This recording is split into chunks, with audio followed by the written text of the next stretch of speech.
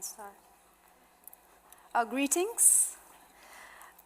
Welcome to the panel on investments and development cooperation in the island nations of the Indian Ocean and the Pacific. The various sessions we've had in this forum so far have framed the strategic issues and interests of actors in the Indian and Pacific Oceans. In particular, we have heard from the ambassadors representing several island nations about their strategic priorities, from climate change and resilient infrastructure to maritime security and sovereignty to concerns about being caught in the competition between global powers. Now we turn to some of the representatives of these global powers.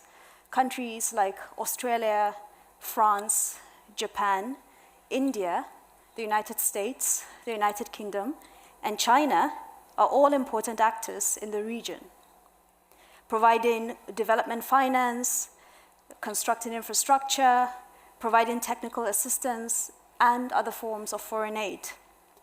So what are the key challenges and opportunities for investment and development cooperation in islands across the Indian and Pacific Oceans? As we enter the third decade of the 21st century, amidst a highly disruptive coronavirus pandemic, what dynamics are at play? How do concerns around climate change and aspirations for sustainable development among the island nations intersect with strategic interests of the major powers to shape development cooperation? So to address these questions, I have here with me today Dr. Fiona Webster, Ambassador and Deputy Permanent Representative of Australia to the United Nations. And I also have with me Mr. Hiroyuki Suzuki, the Chief Representative at the Washington office of the Japan Bank for International Cooperation. Welcome to you both. So before we start, let me just walk you through the format of the panel. And of course, as with the previous panels we've had so far, each of our two speakers will provide opening remarks of around 8 to 10 minutes, after which we'll have a collective conversation of around 15 to 20 minutes, and then we open for a Q&A session of another 20 minutes. Now I'm going to start with Ambassador Fiona Webster for her opening remarks. Thank you so much, Zainab, and thank you to the Carnegie Endowment for International Peace and the Sasakawa Foundation for inviting me to be a part of this panel. It's lovely to see a few people in the audience and be here in person with you both today. So Indo-Pacific island countries do face unique development and investment challenges. Sustained economic growth can be very difficult to achieve because of their small market sizes and seemingly remote locations. Indo-Pacific island countries are highly vulnerable, as we all know, to natural disasters, to sea level rise, and to the other impacts of climate change. And with small populations and often a high dependence on international tourism markets, the COVID-19 pandemic has had a devastating human and economic impact on island countries in our region. Australia has responded to this by transforming our $4 billion development program to stand with our Indo-Pacific neighbours in the wake of COVID-19. Our Partnerships for Recovery policy, which was launched in May 2020, is tightly focused on some key areas. Health security, stability, and economic recovery in the Indo-Pacific region are its focus, as well as protecting the most vulnerable. In the Pacific, Australia's COVID-19 $1.44 billion development response builds on our Pacific Step Up, which is one of Australia's highest priority foreign policies. The Step Up provides a whole of Australian government framework to respond to the enduring challenges of our region and to the unprecedented challenges of COVID-19. Ensuring access to safe and effective vaccines is our top priority to assist our region through and out of COVID-19. We're also supporting the rollout of safe and effective COVID-19 vaccines in the Pacific by providing up to 15 million doses to the Pacific and to Timor-Leste by mid-2022 from our domestic supplies. We're allocating $623 million to assist countries in the Pacific and Southeast Asia to access and distribute COVID-19 vaccines. We're establishing a partnership with UNICEF to procure COVID-19 vaccine doses for up to 6 million people in the Pacific and Timor-Leste before the end of the year. And we're committing $130 million to the Gavi COVAX Facility's Advanced Market Commitment, which is supporting equitable access to vaccines in the Pacific and globally. The disruption of commercial air and sea routes as a result of the pandemic is obviously another immense challenge faced by Pacific Island states. Through the humanitarian corridor, which we established in March 2020, Australia has delivered more than 234,000 GeneXpert COVID testing cartridges and almost 60 tonnes of humanitarian supplies to Pacific Island countries. We've facilitated flights to 11 countries and transported through that corridor more than 237 tonnes of health and humanitarian supplies and over 100 technical experts. We have maintained critical connectivity by supporting Pacific Airlines under the Pacific Flights program, with regular services to Vanuatu, Solomon Islands, Timor-Leste, Papua New Guinea, and to Tonga. COVID has just magnified the challenges that facing the Pacific's economic and private sector. It's seen reductions in tourism spending, it's impacted supply chains and trade flows, it's delayed construction and infrastructure development, it's seen rising unemployment, and there's been a significant decline in consumer activity. We have worked with the region to ensure that industries that are vital to Pacific economies, especially fisheries and labour mobility initiatives, could continue to operate efficiently and effectively through the development of protocols to manage COVID-19 transmission.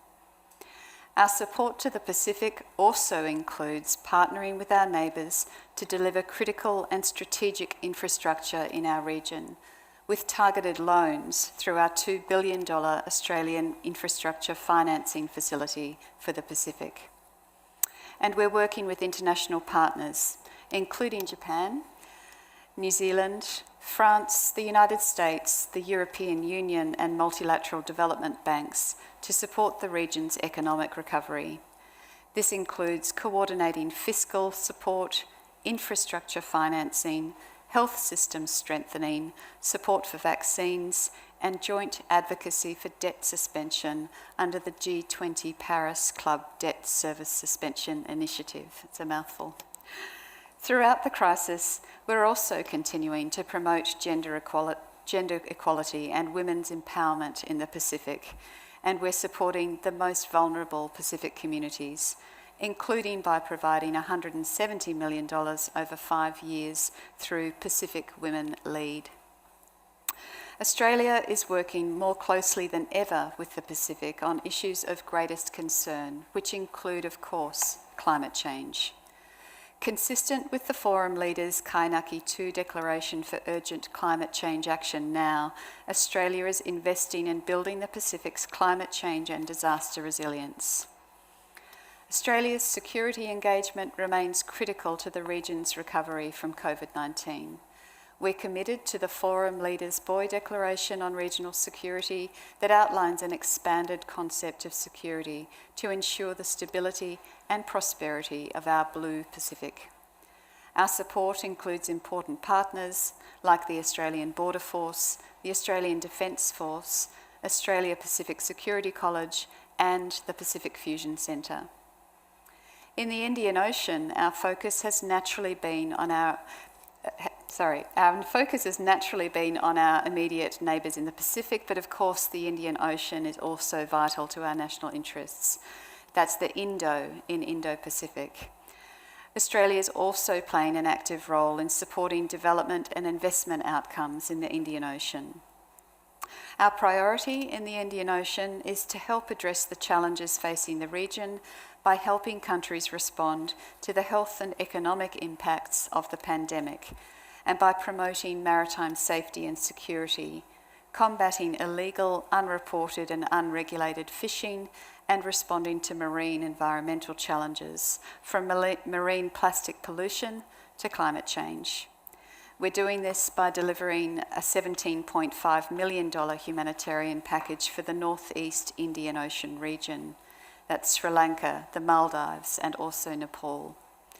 We're deepening and broadening our relationships, for example, by helping Sri Lanka respond to the sinking of the MV Express Pearl off its coast in May 2021. And we're working with the Maldives on maritime safety and security. We're also working with partners to strengthen regional architecture, including the Indian Ocean Rim Association, to ensure that it is fit for purpose and delivers practical solutions to the challenges facing the region. And finally, here in New York, Australia is a vocal supporter of efforts by our Pacific Island and Indian Ocean partners to ensure that the international community understands and addresses the unique challenges of small island developing states.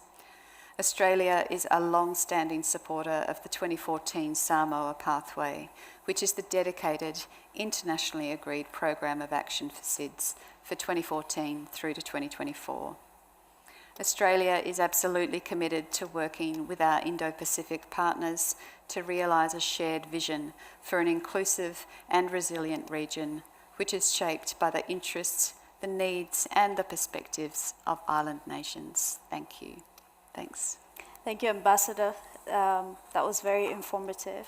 Good to hear about Australia's long-running development programs, as well as the more immediate kind of pandemic relief, vaccines, health security, and all of those, and also plans to expand beyond the Pacific into the Indian Ocean. Now over to you, Mr. Suzuki. Thank you. Thank you, Zainab, for your kind introduction. And I also would like to thank Carnegie Endowment for International Peace and the Sasagawa Peace Foundation for giving me a great opportunity.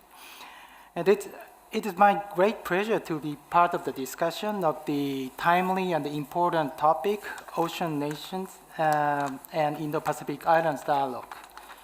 I'm Hiroyuki Suzuki, as you mentioned, the Chief Representative of Washington Office of the Japan Bank for International Cooperation, JBIC. JBIC is the Japan's policy-based finance institution, and conventionally, our focus is mainly the supporting the Japanese industry's activities overseas, mainly the supporting the export and investment of the Japanese company, both in developing countries and developed countries. But recently, we are more tackling on global agenda, including climate change and global health. Under the new midterm business strategy of the JBIC, one of the pillars of the JBIC is tackling the global agenda. And we are very keen to support the climate change agenda, including renewable energy and fostering the grid modernization.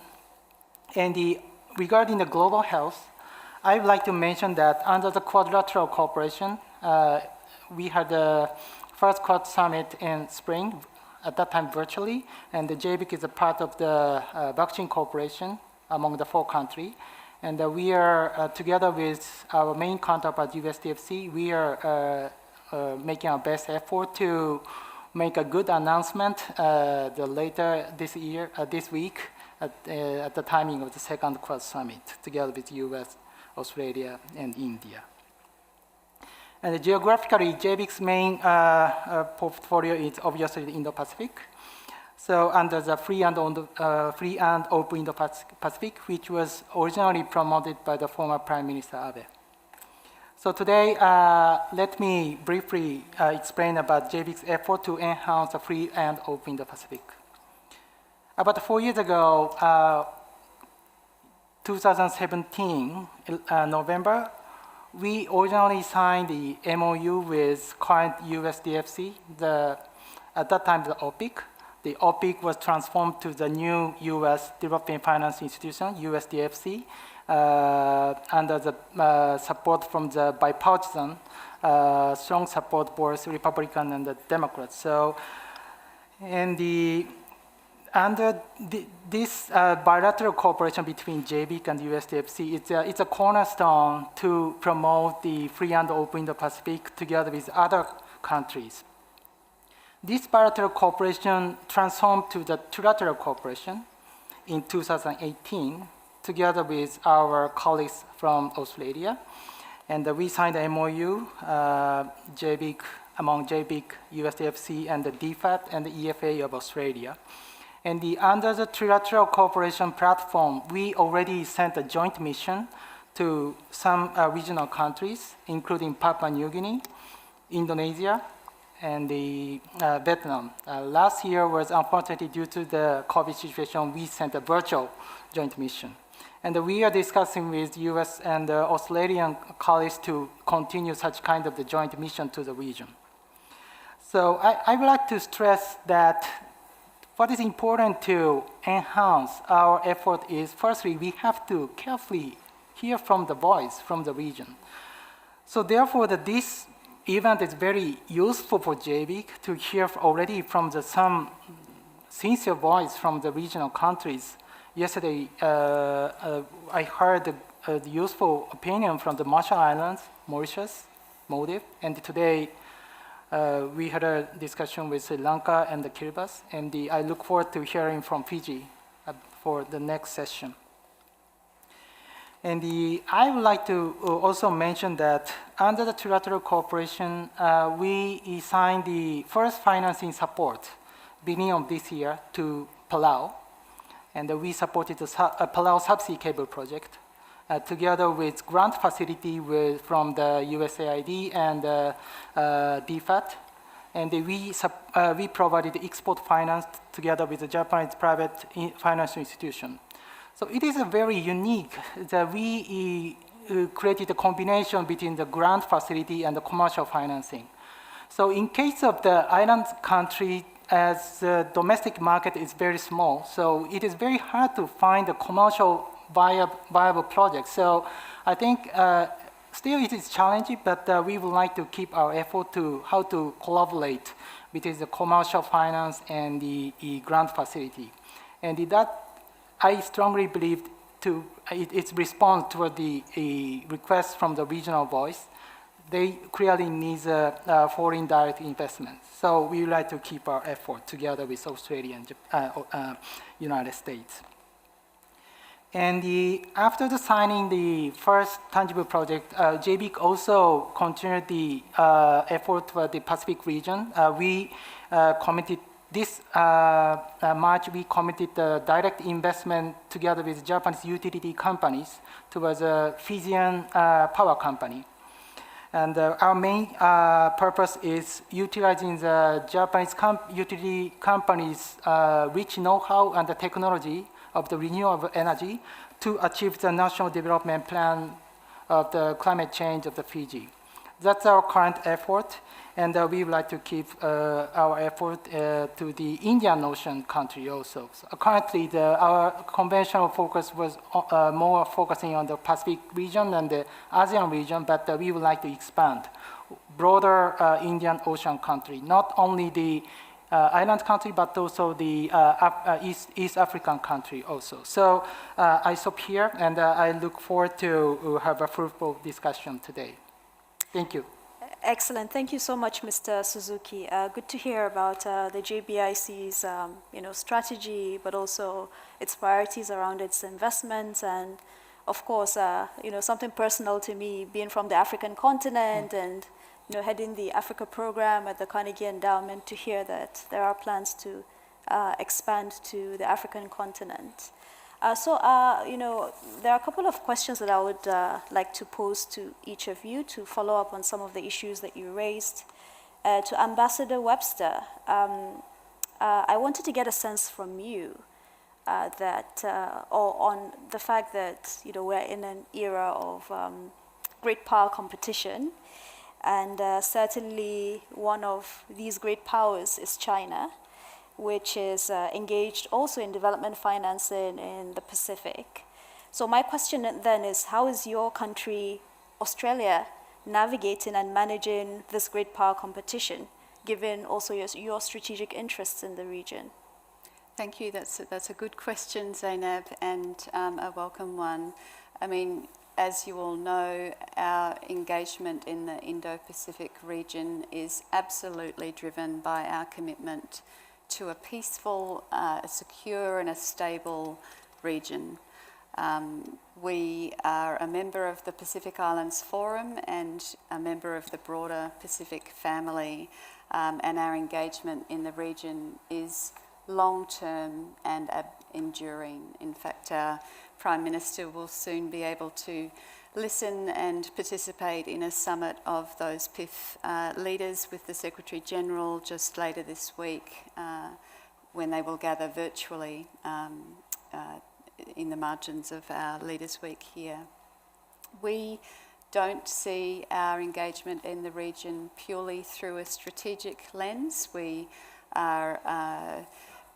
doing all that we can at the moment to focus on Pacific Island countries to manage the health and economic impacts of the pandemic. As I said in my remarks, we pivoted our development assistance to the region immediately upon the pandemic being called, and we have been looking solely through that lens in terms of supporting the neighbours through in and through that pandemic.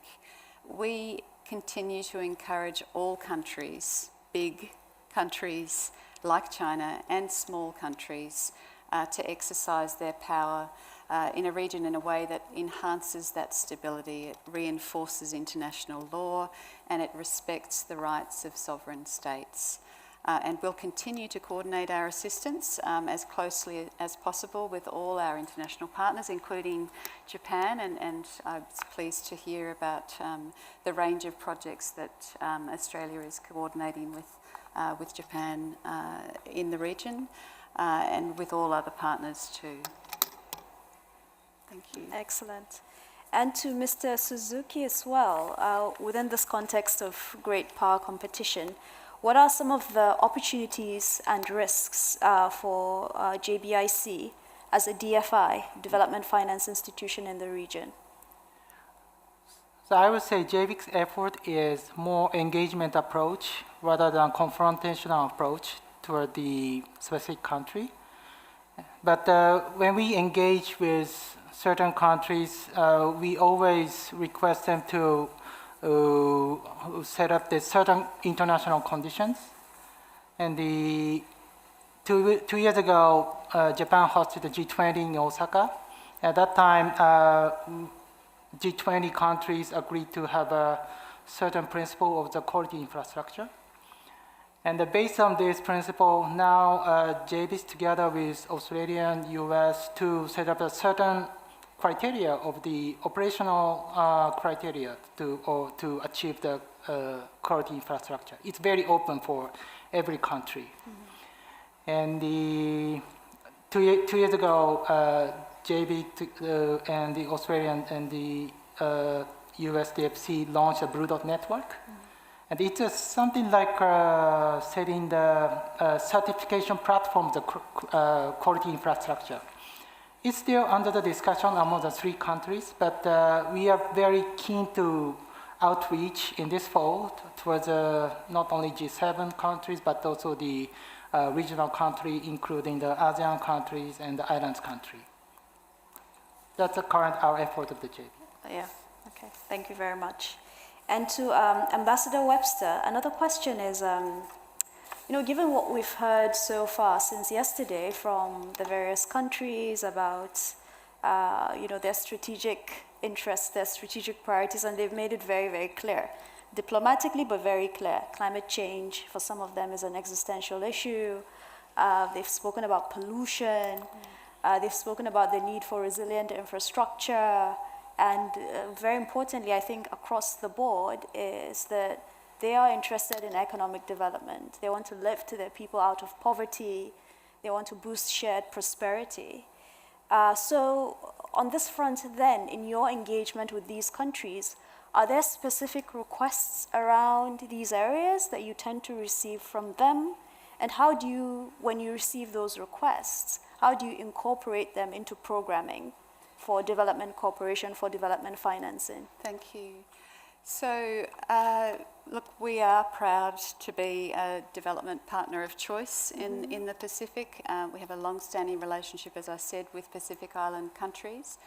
And like Japan mentioned, listening to what those partners actually need on the ground is an essential part of how we then program our development assistance. And at the moment, of course, we are very much focused on the COVID response, but those broader issues around climate change and economic recovery are also front and centre.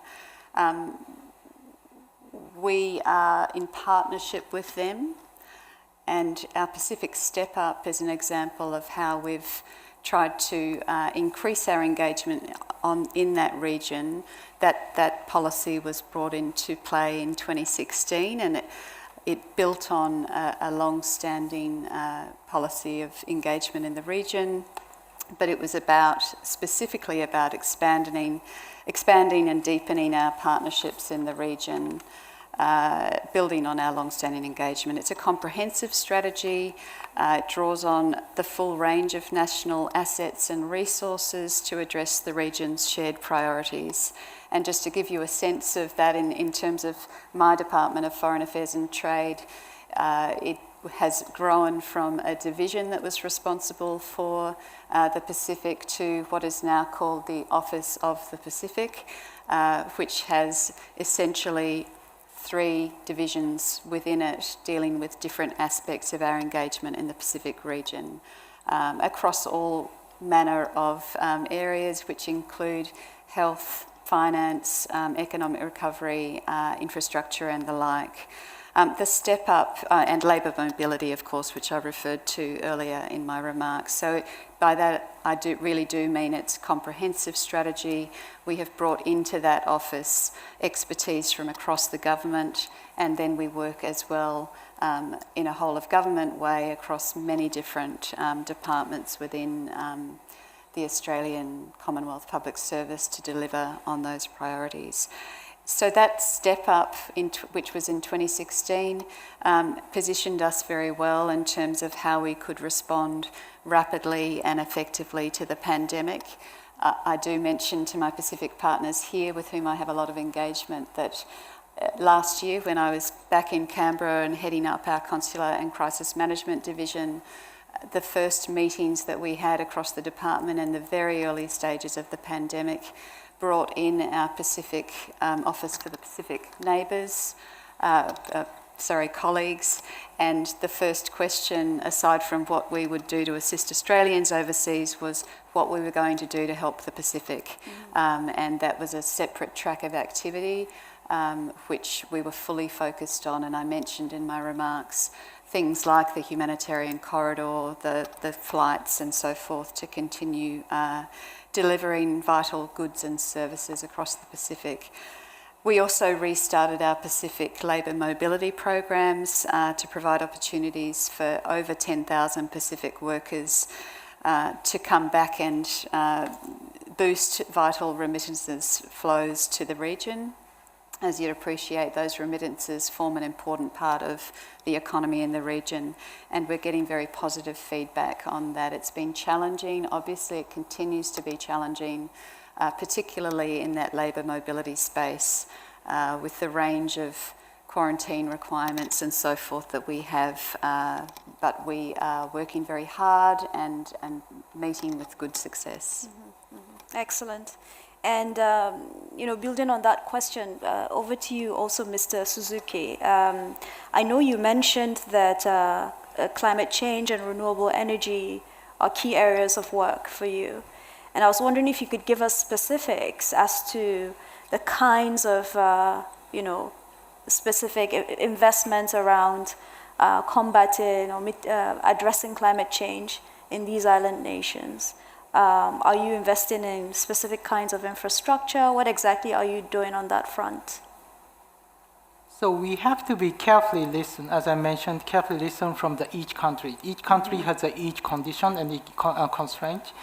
But if I would raise some example, as I mentioned, we already committed to the direct investment, not the loan. It's JBIC has also the equity investment function, and together with Japanese company, and we already committed to make an investment to the Fiji power company. And still the Fiji power company heavily relied on the fossil fuel-based energy mix. But regarding the climate change situation, so we would like to introduce and utilize Japanese utility companies' long track record of the renewable energy, and also the modernization of the existing facility to make a positive decarbonization track to achieve the national plan of the Fiji. That is one of the example, and I also would like to raise example that Japanese company has a strong know-how to utilize recycling of the plastic. So one of the possibility to utilize the Japanese company such kind of the technology. And the JBIC also has a couple of effort for the waste to energy project all over the world. We already have existing project in United States, Sweden, and Dubai. So such kind of the variety of the effort by the Japanese company can be utilized for the Indian Ocean countries. But each country, as I mentioned, each country has each condition and the situation and the strategy. So we are very keen to have a direct discussion with a local player. And as I mentioned, in the trilateral cooperation, we continuously send a joint mission. So, and in some cases together with private companies also. So such kind of the 1.5 track dialogue should be very workable for the Indian Ocean country. And Ambassador Webster, you mentioned earlier about strategic partnerships, and you mentioned a number of regional fora. And on this front then, I'm curious as to how Australia works with other development partners or other donors in investing and in providing assistance to these island nations. Because some of them they're quite small, they're important countries, but they're small, and oftentimes you have different entities and actors. Even the regional fora, we've heard an alphabet soup of different entities, and it could be overwhelming for some countries. So my question is around coordination. How do you coordinate? How do you ensure that, the objective is focused on the outcome itself as opposed to like the process? You're right. It's an enormous challenge, and as I think Mr. Suzuki has mentioned, many of these countries are, as you know, extremely small. They don't have a lot of capacity to manage both competing sort of offers of assistance, but also the range of different and sometimes very complex levels of assistance that are being offered around infrastructure and economic financing. So we work very hard and closely with our with donor partners. We also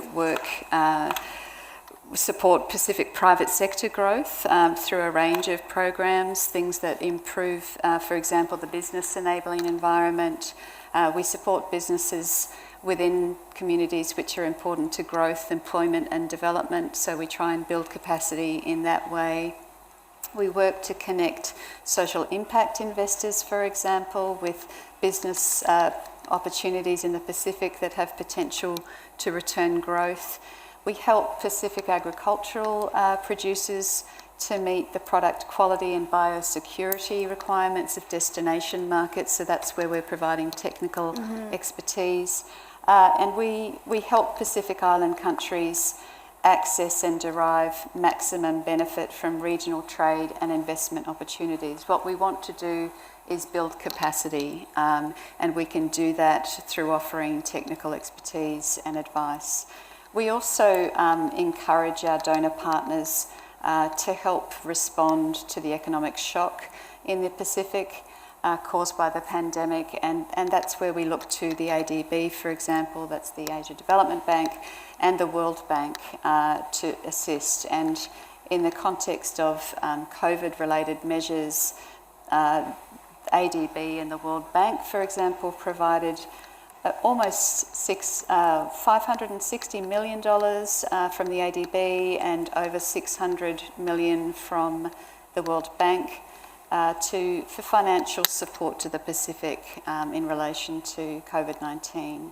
The IMF has also addressed critical fiscal deficits through its rapid credit facility, and then we've worked closely with other banks and development partners to help ensure that it's coordinated and targeted appropriately. So we do have to be very careful. This is not us inserting ourselves into the Pacific. It's a genuine engagement and it's a partnership, and it's us helping the Pacific to lead its own development, of course. Okay. I'm almost done with my questions.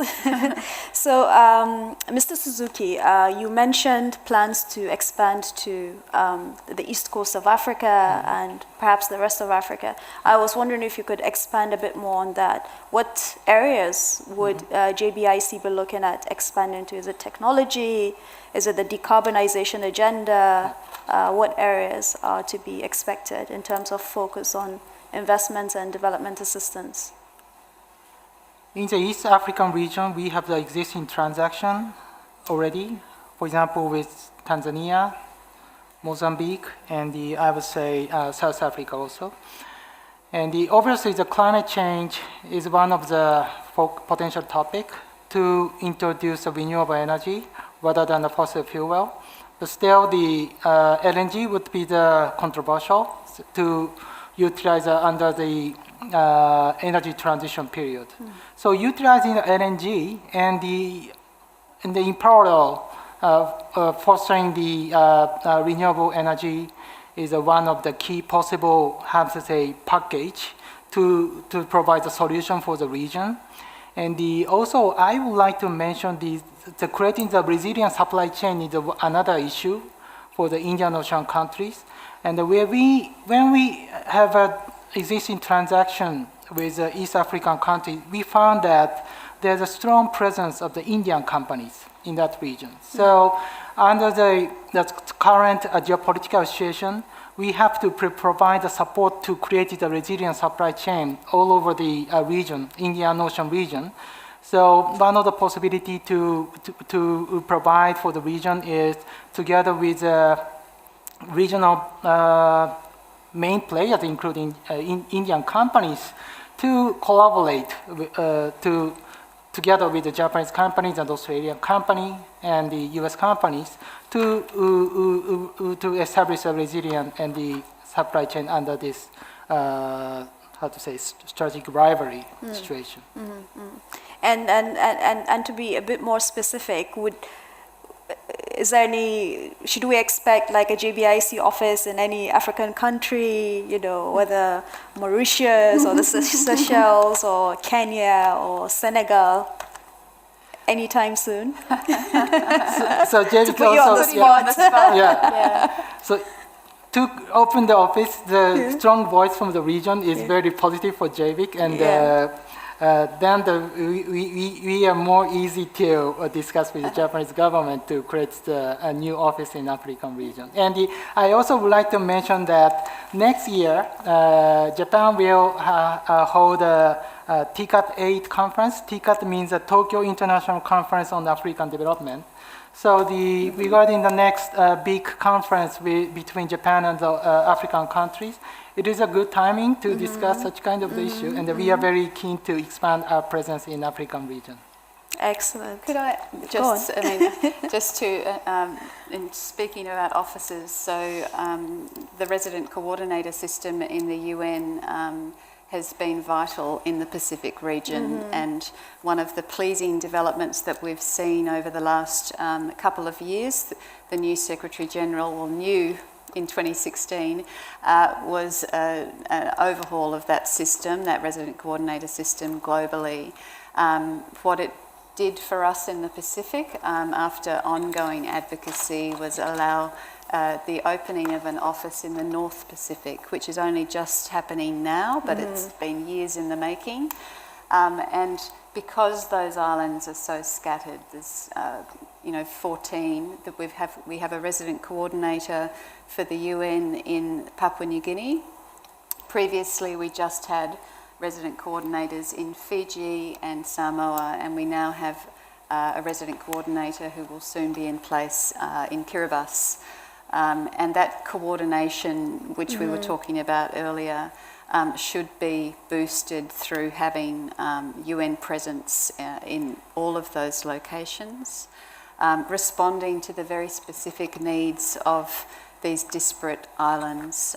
So we're very pleased about that. That's obviously not an Australian office, but in terms of UN presence in the Pacific, it will be essential to ensure that the many different agencies that operate there on the ground are coordinated, which is a challenge always.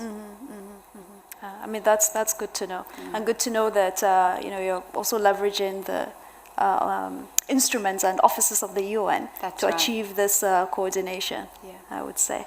Okay, so we're going to open up now for questions and answers, and I think we have some questions which have probably come in virtually, and I'm waiting for my colleagues to send them. But in the meantime, we're going to take questions from the live audience. I think we have about 2.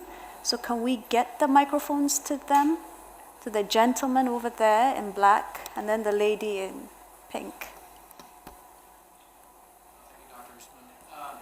Randy Schreiber, Project 2049, for either Webster, or Suzuki-san. It's actually refreshing to hear a presentation that didn't have a lot of U.S. content and a lot of U.S. angle to it. But I am an American, so I'll ask you. So I will ask you a question about the U.S. We were never quite satisfied with how we do development assistance, and we reinvent and we recreate. So we did MCC in the Bush administration, and latest effort is DFC, which many of us were very enthusiastic about because it retained the OPIC function, but supposedly it was going to expand the latitude for maneuver and better resource it. So my question is very simple. How's it going? How is DFC? How is DFC as a partner? How is the U.S. performing through this new instrument, since it is still new? Right. Pass that one to you. Do you want to go first? Thank you. Should we take the second one, or should we do one by one? Right. Okay, let's take the second one. Hi, thank you so much for being here. My name is Nydia. I am a researcher at the Project on International Peace and Security. I wanted to build a little bit on the conversation about climate resiliency as well as labor mobility. I believe it's the UN that predicts that by 2050, the Pacific will have upwards of 16 million climate migrants.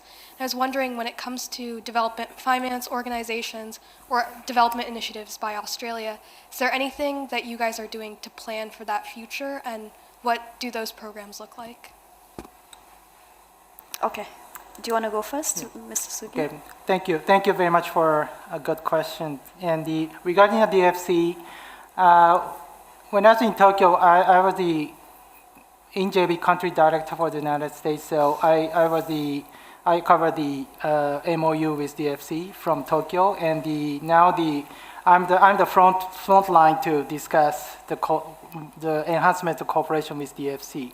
And I would say, still, it's a young institution. It's under the something like a transition to be the real and the new type of development finance institution, and still that they are expanding their staffs.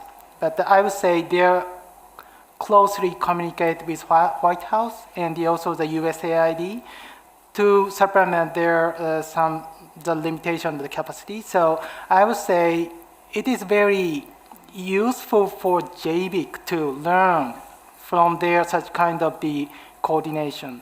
Still, they need to expand, for example, lending or equity capacity, but they are very evolving very fast. And for example, under the quadrilateral cooperation for the vaccine enhancement of the vaccine capacity in India, they already announced some possible financing support for the Indian company, pharmaceutical company. So we have to catch up for their efforts. So I think it's a good competition among between the U.S. and Japan to create the newly type development finance institution. So we are very confident to be the good partner with USDFC. And regarding the second question, it's a very good question. Also, Japanese government already committed to pledge the 2050 net zero. But each institution has each characteristics and constraint. But I would say JBIC already declared under the new midterm business strategy, climate change is the first pillar of our focus. The recent 2 or 3 years. Thank you. And I mean, I'll focus mainly on the second question around the future of the Pacific in terms of climate change. We're absolutely, it's front and centre of our engagement with the Pacific in terms of building resilience, which is absolutely essential. And I know over the last many years, we have seen an increase in weather events, for example, that have been destructive in the region, and those events have been as a result of climate change. We continue to advocate for the 10 calls to action in the Carnegie Declaration, which was agreed by Pacific leaders in 2019. The Boy Declaration, which I mentioned as well, and the Carnegie one, are clear about the growing security threat of climate change. You mentioned the term existential. It is indeed an existential threat for them.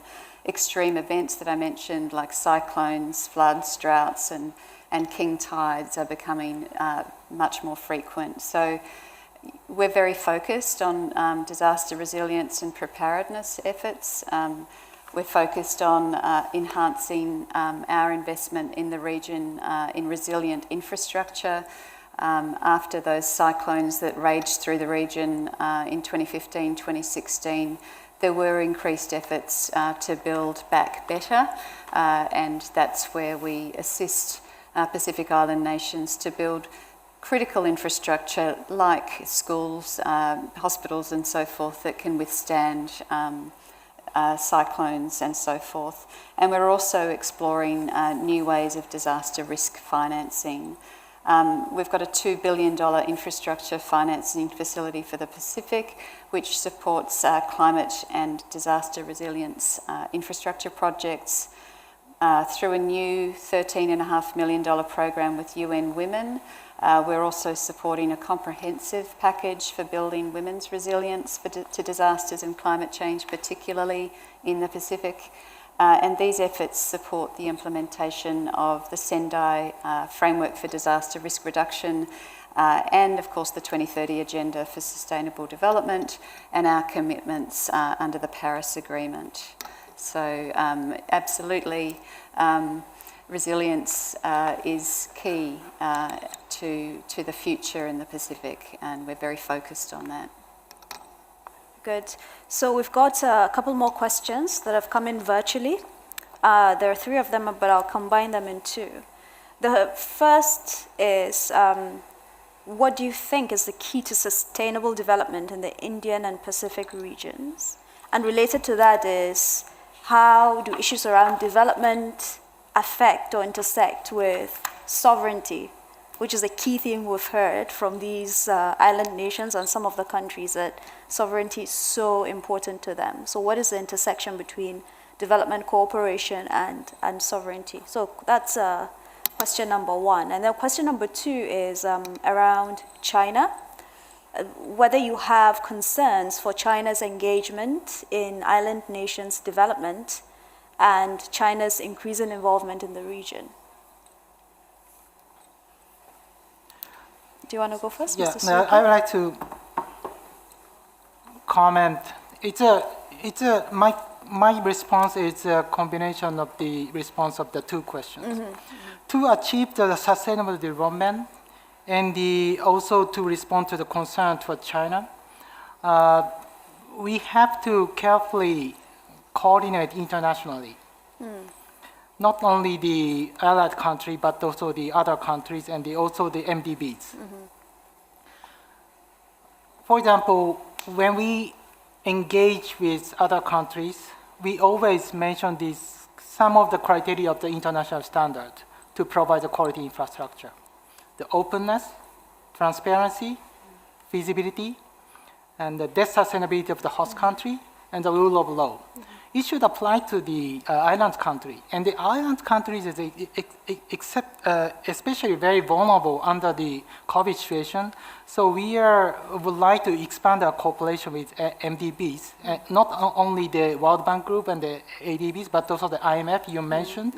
So debt sustainability is a key challenge, especially to under and the post-pandemic situation to cooperate with a small island country. Okay. Look, I can only agree with exactly how Suzuki-san has captured that.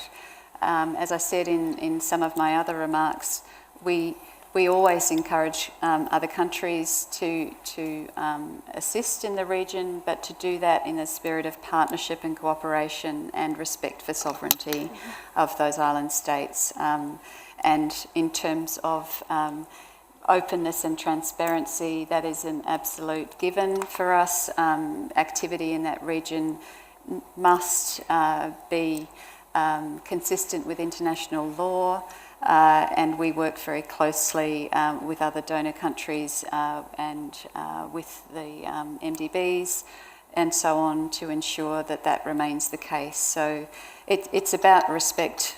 It's all about respect for sovereignty in terms of the way that we approach our development assistance, and we're offering our assistance in the spirit of partnership.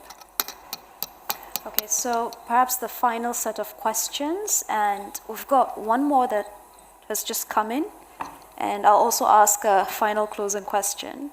So the question is still on China. Do you believe that there are also opportunities to cooperate with China in pursuing sustainable development in the region? Because the reality is China is the world's second largest economy. It's an important actor, and it's going to be an important actor. So are there opportunities for cooperation with China, and how would such a partnership work? So that's one question. And then the final question from me is just trying to build up from what I heard from the foreign minister of Sri Lanka around, in terms of creating these alliances and partnerships, that whether there's any risk that, a great number of countries might be excluded from certain kinds of frameworks around partnerships, and how to avoid excluding too many countries such that they have no incentive to support these partnerships and alliances. How do you incentivize countries to be part of this framework that is being developed as opposed to being out of it? Thank you. Thank you very much for very difficult questions for the final. I had to make your life a bit difficult. But JBIC has shown the long history to discuss this issue with especially the ASEAN country. And the ASEAN country has a very, also the long history to coordinate both US, Japan, and China, and therefore under the ASEAN countries Indo-Pacific strategy, they stress ASEAN centrality, and they are very neutral. And we are supporting their stance. So they don't want to choose between US or China. So on the other hand, they have actually a concern toward the history of the Belt and Road Initiative. So we have to provide the certain alternative, including China. So that is a strong appetite from the region. So therefore, as I mentioned, the Blue Dot network is very open structure towards every country to set up the certain condition of the quality infrastructure. So that is our current effort, and we would like to keep our effort to reaching out to the various countries. And that I believe there's a possibility to cooperate in the future with China. So there is a huge discussion, I understand, but as a development finance institution, we have to seek such kind of the opportunity. And I mean, again, as I mentioned earlier, we don't see our engagement in the region through that primary lens of strategic competition. We are committed to a stable, inclusive, prosperous region, and we do wish to cooperate with partners that are operating in the region to ensure that we're meeting the needs of those sovereign nations within the region. We don't seek to exclude others from partnerships where we do have frameworks in place. Those frameworks are to deliver on that objective of a prosperous region and stable region. Yeah. Okay, I think that's a very good note on which to conclude this panel.